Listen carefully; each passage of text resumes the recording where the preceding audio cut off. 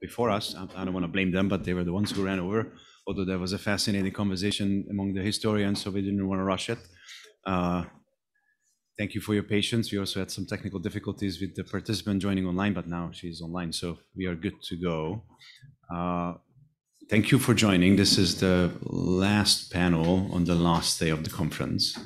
I, as one of the co-organizers, am quite fascinated, having organized many conferences in the past, and I've did this to myself many times before, and I'm doing this again, and I put myself in this position to be the last panel, but I'm very happy to see that there is quite the attendance and there is quite the attention on this panel. So we are very excited for this conversation and to bring the Budapest Forum home. So the title of the panel is City Diplomacy, a New Tool for Democracy Promotion, ?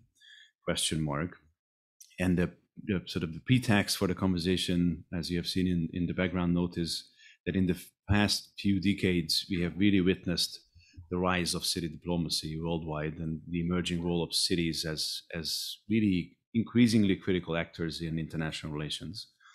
And the world's most intractable problems often concentrate in cities, and cities are also hubs for creative problem solving and innovation ecosystems. So cities, we have seen increasingly rising to the occasion and jointly tackling global challenges such as the COVID pandemic, climate change, immigration, growing inequality and intolerance.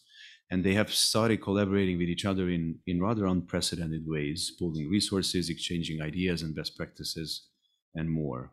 And direct city-to-city cooperations have become an integral part of cross-border diplomacy as well. So the number of international city networks have been quadrupled in the last 40 years. And what we wanted to do with this panel today, which was also an underlying key theme throughout this whole conference, is to look at diplomacy from a local perspective and through the lens of city diplomacy and look at some of the best practices, some of the lessons learned, some of the new frontiers, and maybe some of the limitations as well to city diplomacy in this context. So we have a really excellent lineup, a lot of fantastic speakers.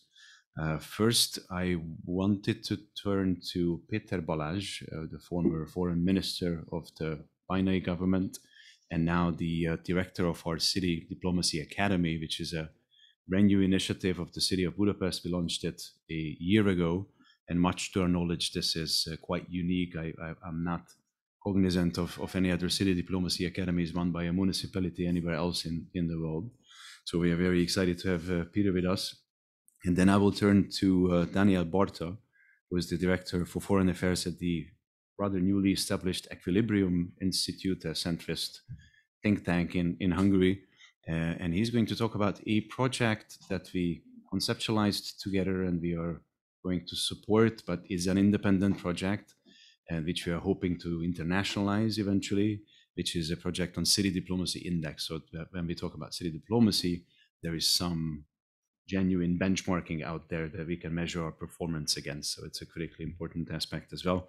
And then we have an exquisite panel with Roderick, head of program from the Alfred von Oppenheim Center for European Policy Studies, Cathryn Clüver Ashbrook, the director of the German Council on Foreign Relations, joining us online. Thank you, Cathryn, for joining. Zora, Jaurová, my counterpart and colleague in Bratislava City Hall, and Martin Churavý, my counterpart in Prague City Hall, and we work incredibly closely together on an almost daily basis, coordinating the activities of the Pact of Free Cities and a number of other things that we are working on as well. They will talk about. So without further ado, Péter, let me turn to you.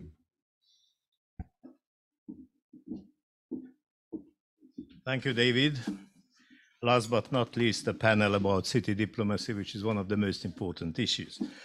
Let me share with you a few ideas about city diplomacy itself, and then to give you some more information about that initiative, which was just mentioned, the new academy in Budapest. Our world order is based on the principle of the sovereign equality of all states, as it is laid down in the UN Charter, Article 2. There are two fundamental problems with this principle. It puts on equal footing the most unequal actors, from the smallest states to nuclear powers on the one hand. and excludes from control and decision-making functions other actors than states, economic operators, movements, religions, and our topic of today, cities. A growing share of humanity lives in macro cities, which are bigger than many states.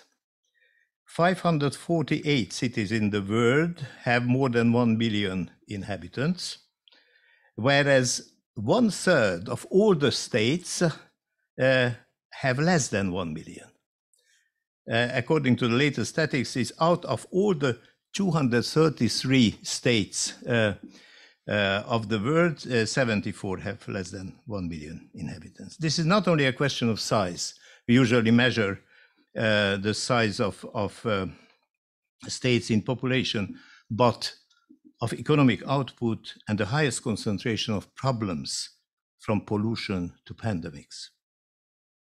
The solution of such issues needs transnational cooperation. However, on the international scene, cities start from a disadvantaged position. Our Westphalian world system is arranged and equipped for representatives of states. But in parallel with the traditional international, which is interstate relations, cities have developed their own networks. One of them is the Pact of Free Cities, which was mentioned in the opening session as well. In the eastern half of the EU, Hungary has brought the biggest city into the Union, which among all the states which joined after 2004. Budapest is number 12 on the list of European urban areas and has an extensive network of international relations, many twin cities, and the rich experience in cooperation with foreign partners. On that basis, the new mayor launched last year the idea of a rather unprecedented professional training project to set up an academy of city diplomacy. He asked me to work on that plan and to take its lead. I agreed immediately. I spent long years in the Hungarian Foreign Service, both home and abroad, and I have always been interested in other countries' experience in recruiting and training diplomats. However, when I had the necessary competence in various positions, lately as foreign minister, I had no time to deal with this challenging issue. The time has now come. What special features should be considered when we deepen the city diplomacy aspect in comparison with traditional state diplomacy? Sovereignty is one key issue. It is being defined and recognized at the level of states, not beyond and not below that. The EU was fighting for decades for the declaration of its own legal personality, which is now in Article 47 of the treaty. It is a regular member of the G20, but could not get a seat in the UN in the same row where its member states have their places. Below the state level, important members of federal states like Bavaria, Catalonia, or Scotland cannot enter meetings in international organizations where the smallest sovereign states, like Malta, they have a free access. Big cities are in a similar position. As to the armed forces, which is an important prerequisite of foreign policy action, cities may have maximum their local police organizations, but military force is attached to sovereign states. Another important pillar of sovereign action is the budget. Cities have their own budgets, but expenditures and most of all tax receipts can be controlled and cut by national legislation or direct government interventions, as we have experienced in Budapest since the capital is in opposition hands. The main challenge of city governance is the coupling of limited sovereignty with increased challenges. Cities are not mini-states, but the highest concentration of several problems which occur at the state level too, but not with the same intensity. Big cities represent the highest density of traffic, growing population, in times of pandemics, the highest concentration of infections. They are the focus points of criminality, or the most exposed to international migration. Concerning security, let me quote a fresh study. The title is The Future of Conflict Prevention. I quote, "Cities will become increasingly fertile grounds for armed actors in the coming decade." A warning signal. Having in mind all that, how did we conceive the Budapest Academy of City Diplomacy? We started from international experience. I gave guest lectures at various diplomatic schools in the past, including the French ENA or the Fletcher School of Diplomacy in Boston, United States, and others. And as one of the first steps, we have invited former diplomats, researchers, experts, and set up the Council of the Academy, a kind of a directing board, which helped a lot. 3+1 training directions constitute the structure of the Academy. The first includes the specific fields of diplomacy with a strong focus on the city dimension: security, economic development, urbanism, transport, energy, environment, migration, culture, sports, etc. The second is a necessary pillar of any diplomatic school: knowing the outside world, foreign policy motivations and actions of states, international organizations, and other important actors. The third, which was the most popular, is covering the various tools of diplomacy: conflict analysis and conflict handling, dealing with the media, protocol techniques, dress codes, sending and receiving delegations, translation and interpretation. The +1 direction was visits to and the meetings with interesting personalities and partners. The students particularly appreciated the talks with Budapest-based ambassadors of important countries. At the end of the first academic year, 22 students got the certificate proving the successful completion of their studies. 50 lecturers and experts instructed them during the academic year. The classes were conducted in an interactive way. We have also tested the creativity of the students. They wrote policy briefs under the general title, The City and the World, but the concrete topics were chosen by them, like youth criminality, urban housing, investment promotion, tourism, online hate speech, climate control, etc. We have forwarded their interesting analyses and suggestions to the competent departments of Budapest city administration. In parallel with the first partly experimental academic year, we have successfully achieved the official accreditation of the school. From now on, the diploma is recognized by the Hungarian state. In a next step, we would like to extend the international scope of the Academy. This is an appropriate moment now, in the presence of representatives from the Visegrad 4 countries, to raise the idea of a Visegrad 4 Academy of City Diplomacy. It could be based on the 4 capitals, a new field of enlarging cooperation between and among Bratislava, Prague, Warsaw, and Budapest. We could compose a class of students of the 4 nations in equal numbers. It would be a course in English, a hybrid school, partly online, partly visits of the whole team in the 4 capitals, for instance, with a 1-week intensive course in each. The content could focus on analyzing the most problematic questions of city diplomacy, sharing the experience on specific fields like urban problems, transport connections with each other, environment protection, youth criminality, common cultural events. We are ready to send a first draft of the V4 diplomatic school to our partners. Thank you for your attention. Thank you very much, Péter. Let me now ask Dániel to give his presentation.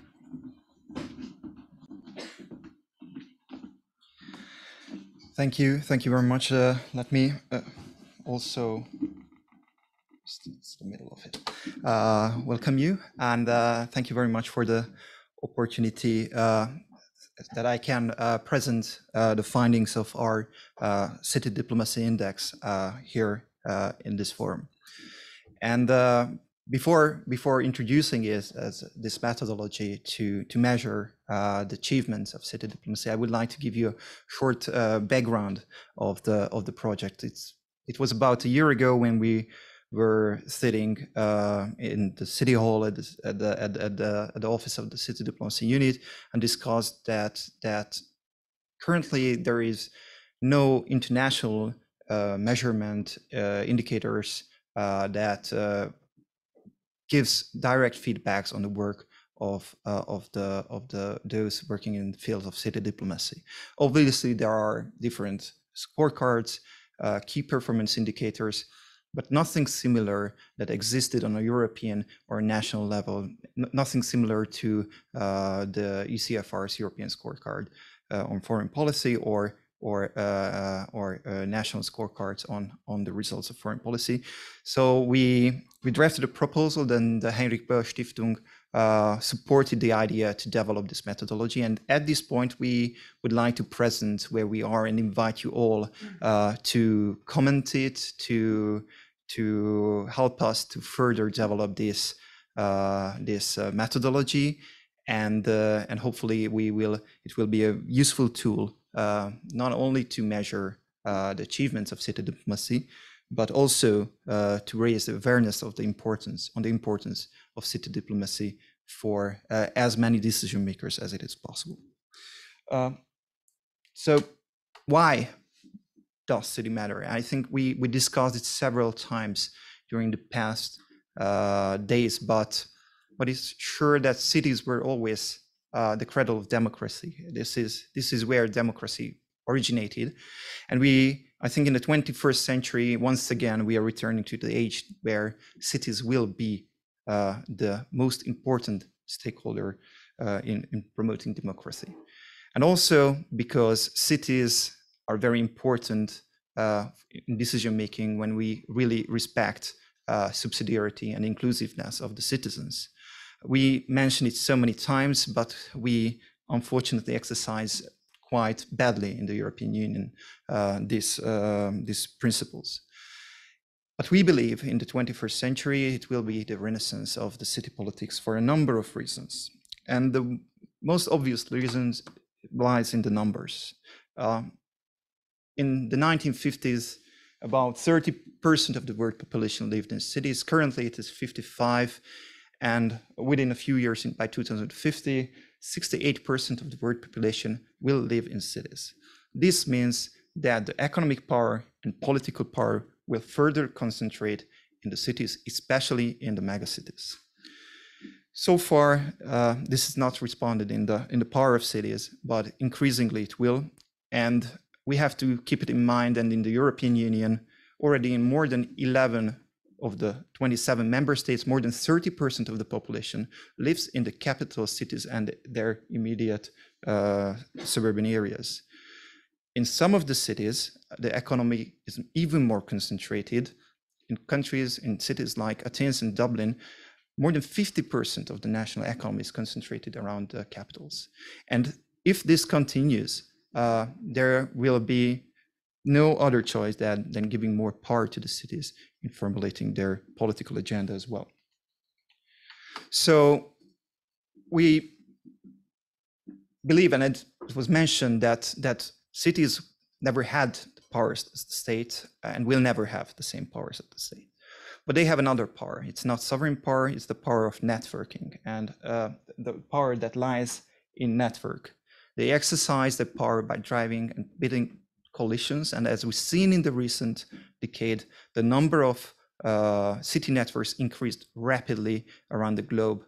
This is currently the fastest developing field of international relations, and therefore I think we should focus in it in the future. As it was mentioned already I think in the introductory remarks as well, cities can solve problems better than nation states. Problems concentrating around cities, issues related to conflicts and reconciliation, related to migration, gender equality, extremism or urbanization, but also the threats related to the climate change can be best solved with the help and the involvement of the cities. Therefore, city diplomacy has an increased role, especially on these fields. So why did we develop at the end of the day the index? First of all, because there was no single index, only key performance indicators. And also because therefore there was no tool to give an immediate feedback on the success and impact of new policies introduced by cities through their city diplomacy. And this index attempts to give this feedback on an annual basis to the cities that is reviewed on it. How does it look like? How does it work? We have created 58 indicators and 110 sub-indicators and grouped into 4 categories. We call these pillars and categories as city relations, tourism and cultural relations, multiculturalism, and business relations. And we have individual scores for all of these categories, all of the indicators, so we can compare cities also along these pillars, not only with a final composite score, and we can see where certain cities do better and where certain cities should do and launch further reforms.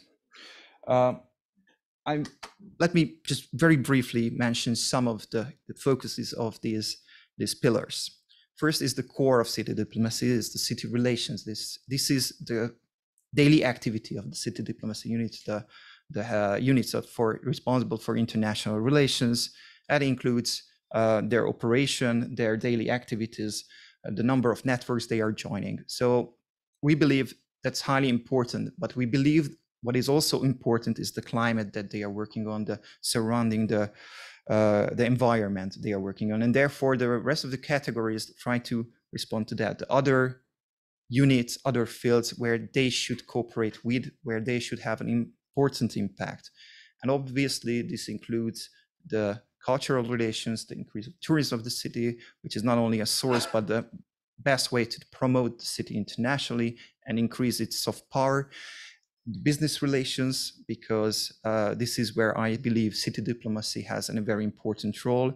And as we see in the efforts of the city diplomacy units, this is one of their key focus all over Europe. And also multiculturalism, the environment cities operate, what they can provide for foreigners in terms of schooling, education, in terms of cultural events or foreign language media, how widely it's available in the city, where we believe City Hall and also City Diplomacy Unit has an important role as well. So what's next for the index, where we are? First of all, this is a methodology at this point that we developed, and now we would like to invite you all to read it. There are a number of copies available. It will be also available online, and we are looking forward to your feedbacks and inputs because we would like to further develop this index. And I think following that, we will do scoring for different cities. We already had the first round on Budapest that we will present for the City Diplomacy Unit in the upcoming weeks to discuss and hear their feedbacks on and their opinions about the applicability of the index itself.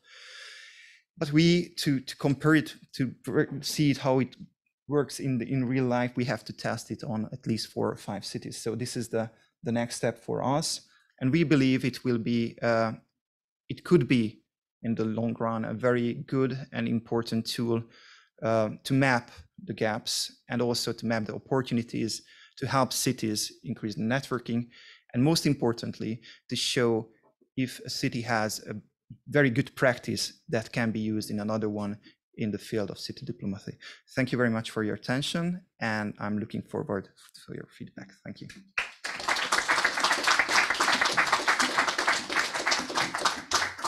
Thank you, Thank you, Dániel, for the hard work and this very informative presentation. We are very excited and look forward to the conversation on the Budapest first Budapest City Index, and we are very happy to be the sort of the test rabbit for this whole thing. And we are hoping that we will be able to entice the Visegrad 4 partners and probably beyond to also join the process. I guess one of the most difficult issues to tackle in my mind will be how do you ensure that you compare apples to apples, because cities have, you know, vastly different competences and prerogatives also in the field of their domestic policies are concerned. So how do you evaluate that vis-a-vis their diplomatic activities will be one of the crucial issues that we're going to have to tackle. But that's an exciting question. Let me now turn first, if I may, to Cathryn, who is online joining us. Thank you so much for doing that. So one of the very first people when the mayor asked me to be in this position almost 2 years ago, I ended up consulting was Cathryn, who at the time headed up the Future of Diplomacy project at Harvard.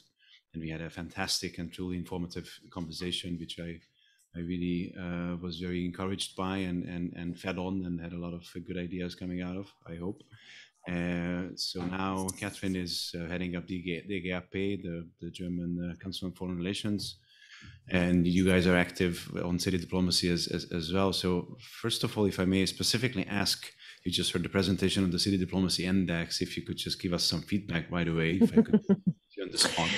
I'm so happy to do that, David. First of all, greetings to all of you in Budapest. I very much wish I could be with you this afternoon.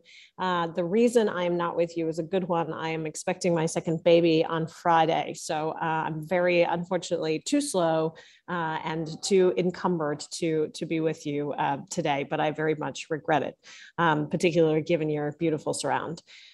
Thank you, first of all, Péter and Dániel, for these presentations. As David pointed out, this has been a core part of our research at Harvard and now at DGAP, independent of me. That's why we have Roderick on the panel with you, because Roderick has been pursuing this angle of research at the DGAP. So that is a very symbiotic relationship that we have inside our organization. But I will play devil's advocate for a moment and then tell you how I do think that, in fact, Dániel's general push and line of inquiry is the right one, but that in order to, quote unquote, survive in the world of post-Westphalian or Westphalian nation states, the way that Péter mapped it out, we believers in city diplomacy need a slightly different set of long-term arguments and proof points. Because IR theory and or the way that we think about power in the 21st century, which is changing and is of course transforming and is much more transnational in nature than in the past, because as both Péter and Dániel pointed out, so much more is embedded in the globalized economy, still relates at the heart of it to nation state mechanisms. So the causal jump from cities, quote unquote, being large and economically powerful in their own way does not make them decisive forces in the future, because where does this power go? Where does taxation abide? Where does regulation get made? Where does defense policy get set? Whether we city diplomats might want it or not, that is still usually in the arena of the nation state. So just because cities are becoming more economically powerful, more concentrated, both in terms of wealth, but also in terms of poverty and inequality, and sort of the great divisions in society that come with catalyzing globalization, is also true right in the heart of cities. So that just to say to all of us, if we truly believe in the fact that this is a phenomenon that's changing, and I'll agree with Péter in the considerations for the NATO strategic concept and the way that NATO, for instance, has thought about this going into the process that they will then conclude in May, there is a lot of thinking about how, of course, the future of conflict will be urban. It won't necessarily be urban in Europe, but if we think about how the face of Aleppo has changed over the past 10 or 15 years, then that is very much a consideration for nation states to have, because it means that even there, in terms of the defense dimension, things will have to shift in how we think about urban conflict and contact, and yet that too remains the domain of nation states. So this just as a reminder that all of us need to think more closely about sort of the causal relationships there. That being said, of course, this idea of paradiplomacy or parallel diplomacy to the state is not in itself new. We've seen that since the 70s. Everybody in this room knows that, and it's been mentioned implicitly, whether it's Quebec in Canada or Catalonia in Spain.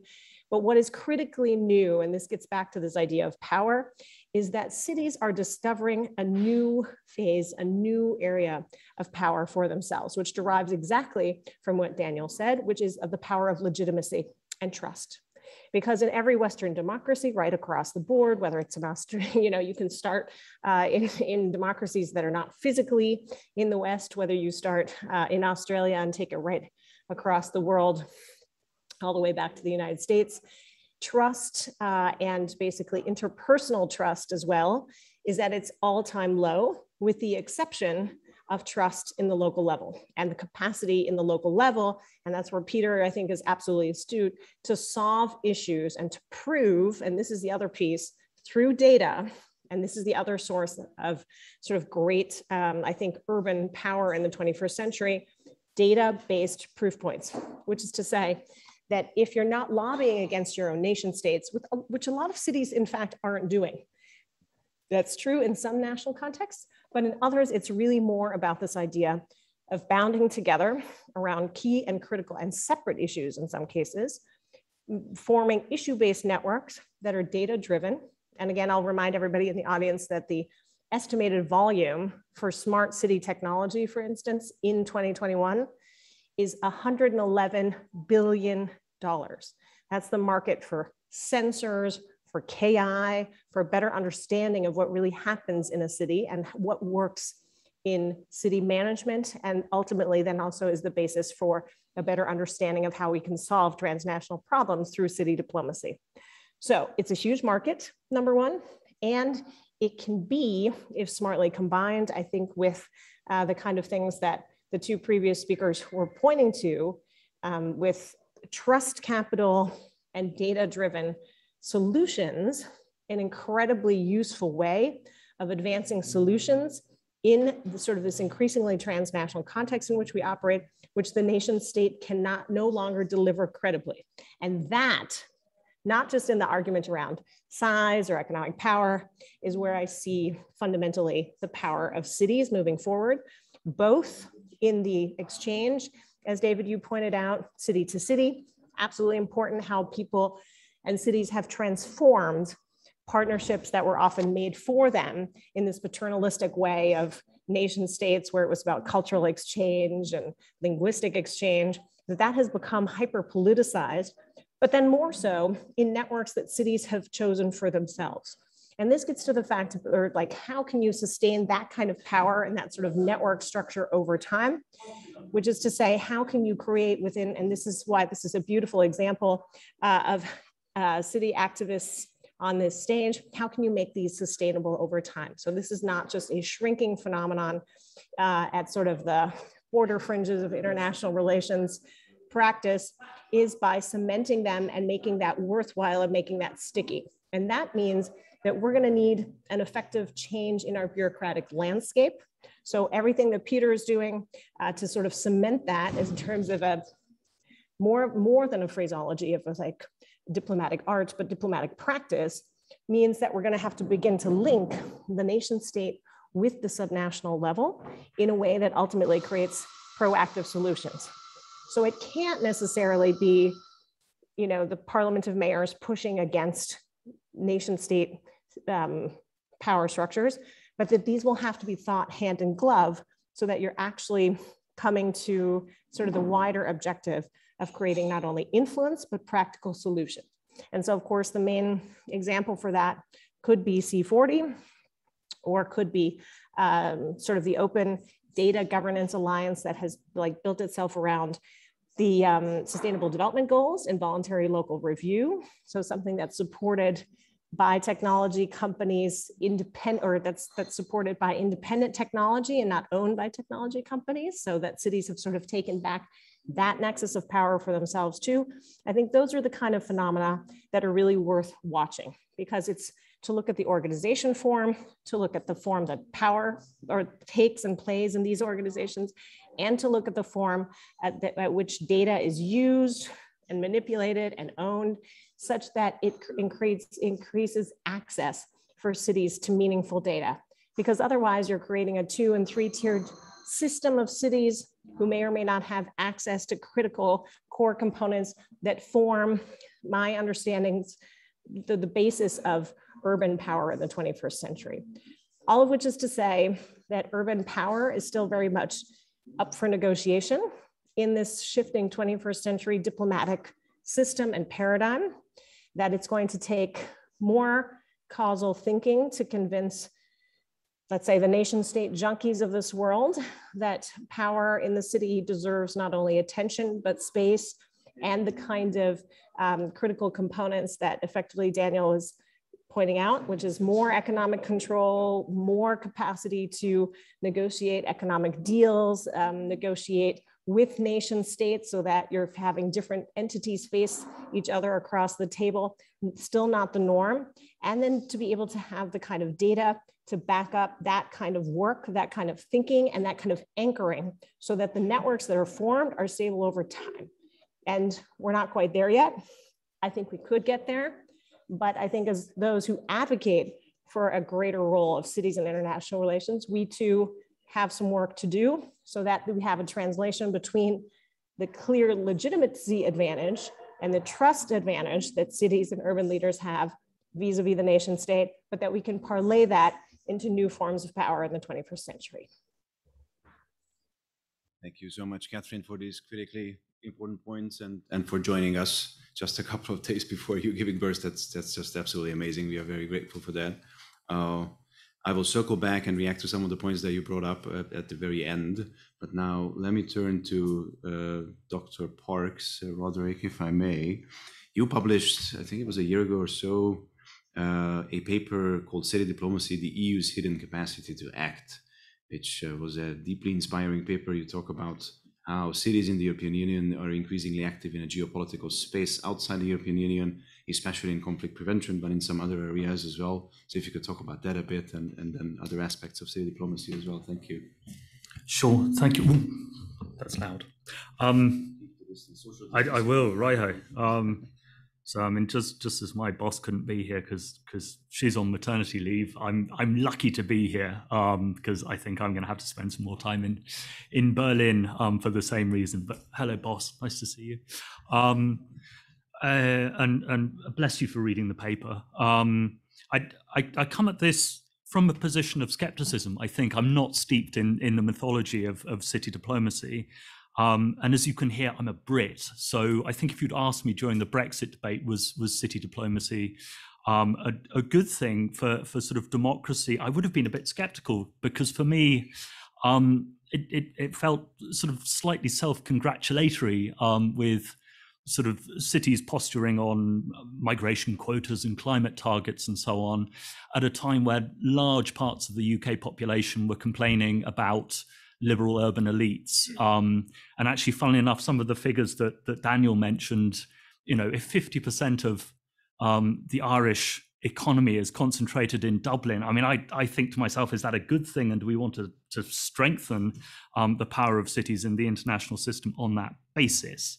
But I think I came round to the involvement of cities in the sort of international sphere because I was working for the EU at the time of the migration crisis, and found that European cities were doing the most useful work outside of the EU in conflict zones in ways that national diplomats simply were not.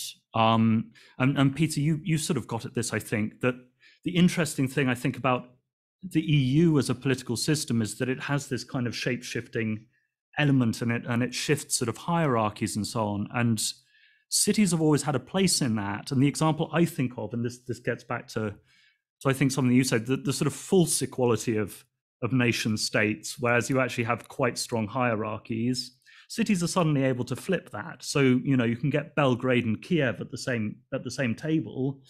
Not only are these states of different sizes, but they also sort of overcome the EU's slightly artificial categories that, you know, Ukraine goes in one category, the Western Balkans goes in another, and those two categories never meet. So just the way that I think cities are able to sort of overcome these hierarchies is useful.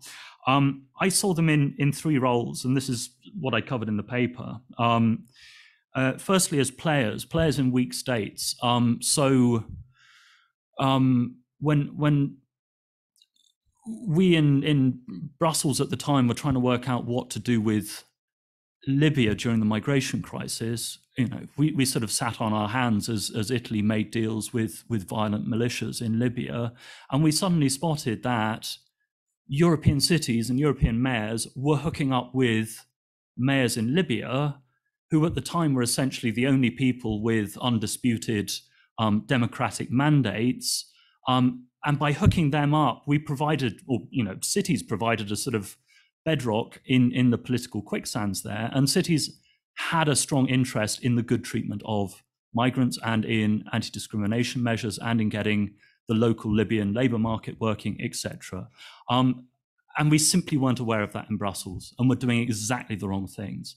The second sort of breakthrough for me was to see cities acting as places. So just the effect of good urban administration, territorial boundaries, etc., European cities hooking up and sharing that knowledge in spots where there are territorial disputes, so particularly active in Ukraine and Moldova, but also in the Middle East, getting involved in Jerusalem, getting involved in waste management, water management in Jordan. Just that kind of technical knowledge that European cities had a huge geopolitical effect in places, again, that we as the EU simply weren't reaching.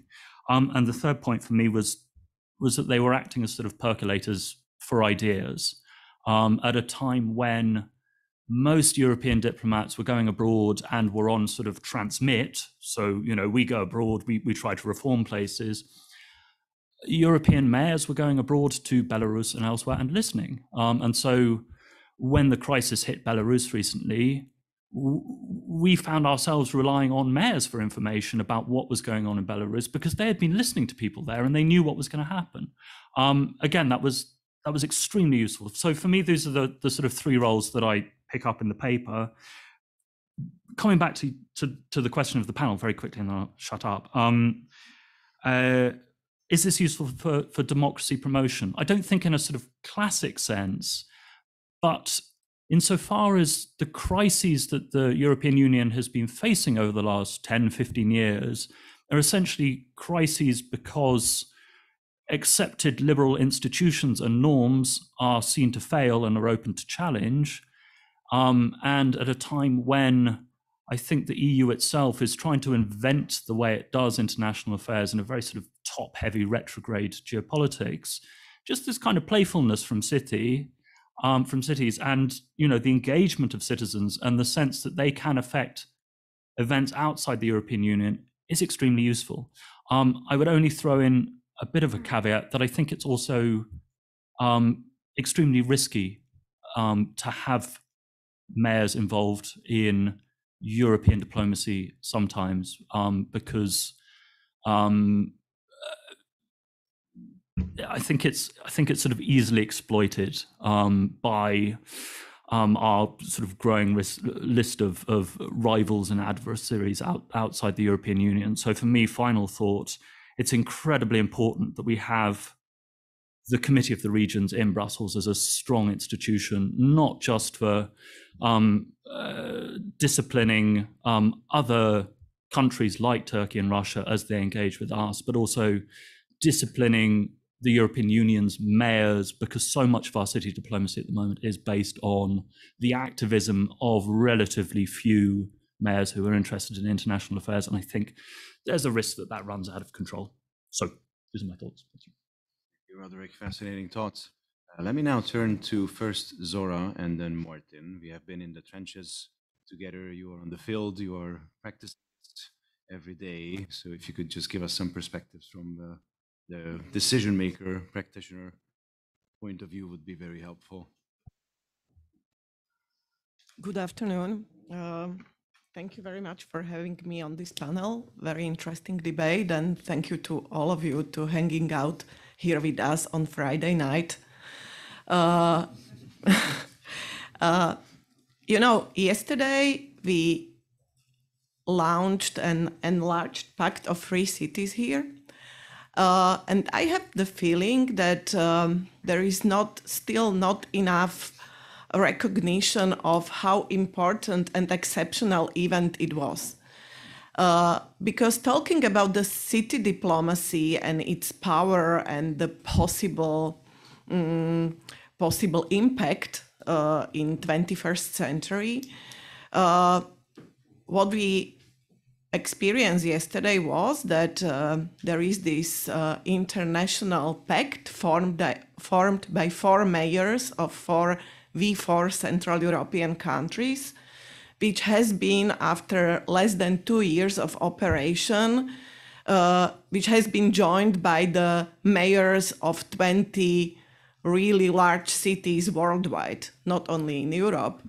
And David, me, and other colleagues, we know that there was a really big interest from the mayors of Paris, London, Taipei, Los Angeles, and other cities, actually from the very beginning, to join the pact.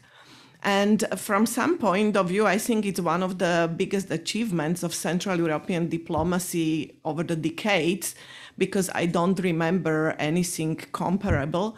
And it's also very much reframing of the, let's say, original V4 idea, which was very much based on a pact which should defend Central Europe against, you know, old European interest, putting it a little bit colloquial way. Now it's just the opposite. It's the 4 mayors of Central European capitals. They formed a pact which sort of leads the way of different idea. We don't want to defend ourselves against the world. We want to offer an alternative and hope. And that's something I find very important, and I really wanted to stress it here on this panel. David said that I work as an advisor to the mayor of Bratislava on international affairs because I have a long professional history in this field, but I also work as an advisor on creative and cultural policies and innovation policies, which is my main professional field. And let me look at the whole topic of why cities are being more and more important also in international affairs from this point of view, because I think it's very much connected. Maybe some of you know, there was at the beginning of this century, there was one book which became an urban developer's Bible in many countries, written by Richard Florida. And the name of that book was The Rise of Creative Class. And basically what he did was that based on the data he collected from the cities in US, he somehow proved that those cities, they were able to attract and retain creative talent, were economically more successful than the cities who were not able to. And for several years, this has been a Bible really, and a lot of the cities followed his advices. And the results of those urban strategies were mixed because now we can see that in a lot of places it led to gentrification and increasing of the social discrepancies. However, there was something in what Florida brought on the table, which is very, very true. And that is that cities concentrate talent in many ways, in all the field of the society. It's something which is at heart of their success, I would say. Of course, the cities concentrate more liberal, open population naturally, and that means they generate different type of leaders. And we could see, like, the main idea of the Pact of Free Cities was that there was one momentum in a time when the 4 countries in Central Europe suddenly had new mayors who were clearly in opposition to their national governments, and people who voted for them clearly declared they want something else than their national governments represents. This is something we have to have in mind when talking about the cities. And a lot of several of the previous speakers said that it is clear that at the moment that cities can basically address a lot of problems better than the national government at the moment, and that's why the focus goes to the cities. I think it's also because the cities are basically closer to people. Somebody said it yesterday at one of the debates that people on the city administration cannot fool that easily their voters than the national governments, because in the morning you have to take the public transport, you have to, walk down the street, and if there is a problem, you feel it immediately. So, and also, I think what is very important is that in this time of post-truth society, which caused a lot of the problems with populism and nationalism, the city offers basically also the public space, which is offline and which is the traditional agora. And it is very much the issue of Central and Eastern Europe, because in our latitudes, the public space was for decades something suspicious and problematic. And it's something we are only trying to learn how to deal with this public space. But in the time when people online consume all kind of fake news, the very existence of the offline agora in the city is, I think, the great advantage, and that's why this eternal function of the city defending democracy is still there. Maybe just to conclude that we can debate a lot of these aspects, why cities at the moment are more seem to be more democratic, more successful, more close to people. But at the end of the day, I think it's mainly about the leaders, and that's basically what also the pact was about. As I said before, it was about the 4 leaders. They suddenly felt they have to do things differently, and their voters, voted for them because they wanted to experience or to live something different than their national governments presented.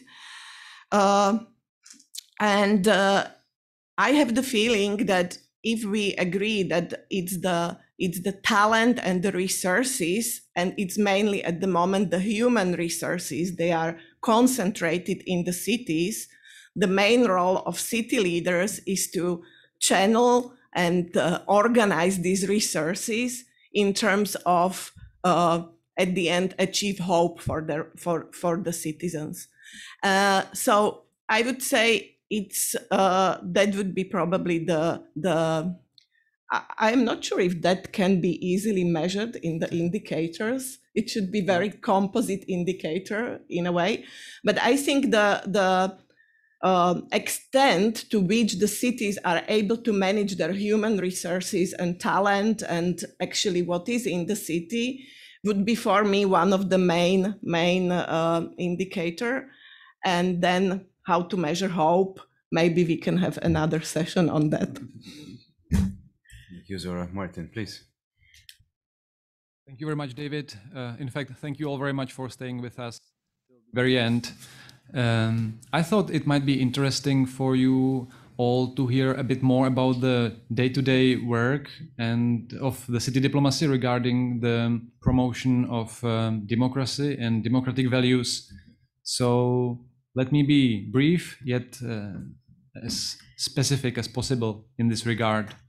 So the day before yesterday, the mayor of Prague granted an audience to one of the most prominent political dissidents from Hong Kong, who is forced to live in exile in London nowadays.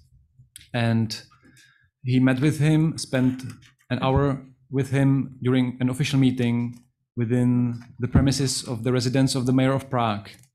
Why did he do that, you may ask? Well, yesterday, the mayor of Prague traveled all the way from Prague here to Budapest to be actively involved in the signing ceremony of the enlargement of the Pact of Free Cities, as we spoke about it, of which he was one of the 4 founding fathers, so to speak. I think it was signed in this very room nearly 2 years ago. Why did he do that? Why should he do such things?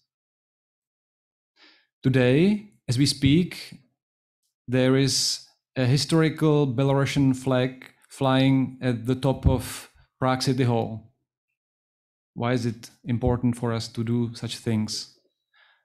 In the very same building, as we speak again, there is an exhibition of Belarusian journalists who are imprisoned in their own country.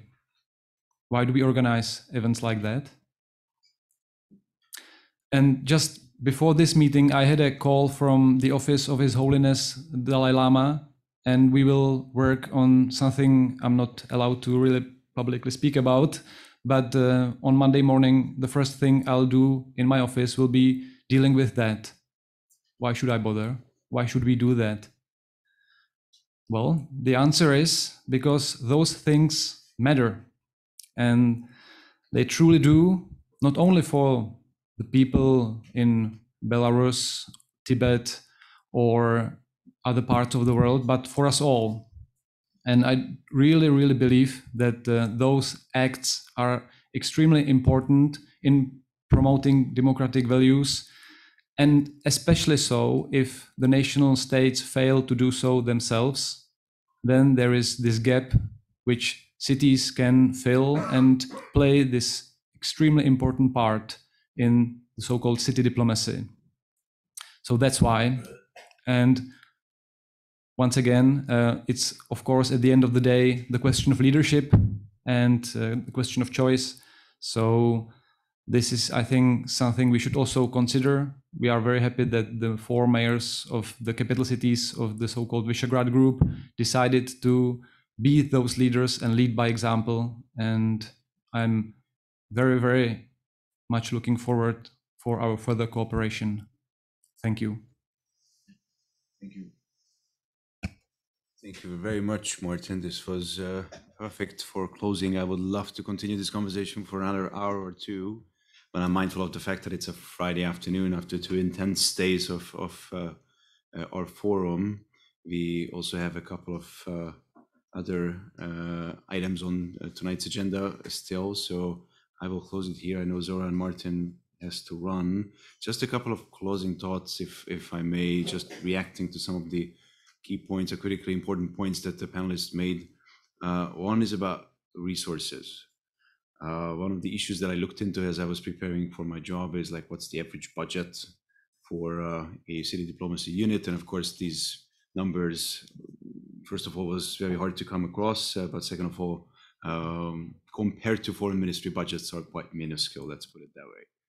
And I know from experience now after 2 years that in the internal negotiations, as far as the budget goes, it's not very easy to make the case why the city should spend more on this. So it's a limitation on the one hand when it comes to the outside, and it's also something that you have to work on how to justify from the inside. So that goes back to the point of the index, and that was part of the reason why we wanted this index so badly as well, that we want an independent benchmark that underpins the importance of city diplomacy, that then hopefully us and other cities could use as an argument internally, but also is even more important, and that goes to the point of trust that Cathryn was emphasizing, to the citizens, like why city diplomacy matters, why this is important, what it brings to the table, why this is in the interest of the city and the citizens, why we're doing this.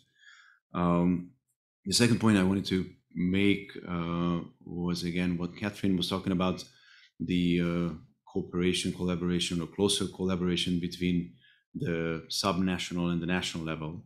And if I may, I would just wanted to add the supranational level to that. And Roderick, you mentioned the Committee of the Regions, and in a recent ECFR article, I argued for a similar body within the UN context. There is no such body in the United Nations system, so creating something like the Committee of the Regions within the UN would also be something quite helpful, so that you have these three layers, levels, collaborating much more closely. One point about the pact, and I think some of you touched upon this, and this is of critical importance, that we are emphasizing every step of the way, that although most of the cities that join now are indeed capital cities or major cities, but we actually ended up having a couple of smaller cities, and that was very deliberate on our part. And we are very mindful of the fact that if you end up portraying the pact as this urban elite, progressive group of cities who will tell rural communities how to live their lives, and we know better, and we oppose everything that the national governments say, that's not the right approach. So we are very consciously trying to construct the pact going forward, and also when it comes to thinking about several different projects going forward, to put some meat on the bones of what the pact is, how the pact can contribute to the bridging of the urban-rural divide, which is one of the critically important challenges that cut our democracies more and more these days. And then just one last point, referring to what Martin was talking about, I would not underestimate the symbolic gestures, or the power of these symbolic gestures, and the soft power of cities, and this kind of soft power diplomacy. And we have been very active in this field in Budapest as well, in relation to the Fudan University renaming streets, but also illuminating certain objects in the city, Belarusian flag, etc. And this sends a message internally, but very often to the outside world as well. So that's important. Finally, I was remiss not to apologize on behalf of our colleague from Warsaw, Karolina. She wanted to join the panel as well, but unfortunately she fell ill, so she sends her best regards. With that, I want to conclude the panel. I am really sorry, but we won't have time for questions this time. It's not very democratic, but maybe you can approach the panelists individually. Let me formally or informally conclude the forum, or at least as far as the official agenda of the forum is concerned. And let me invite you to two things. One, I am inviting you in an informal personal capacity. It's of course completely optional for you to come, but Mr. Karacsen, Mayor Karacsen, is actually holding his rally at Moderator Square, which is really close to here, as a prime ministerial candidate, and you're all welcome to join. This is going to be a spectacle. He's officially launching his campaign, his bid for a prime ministerial candidate.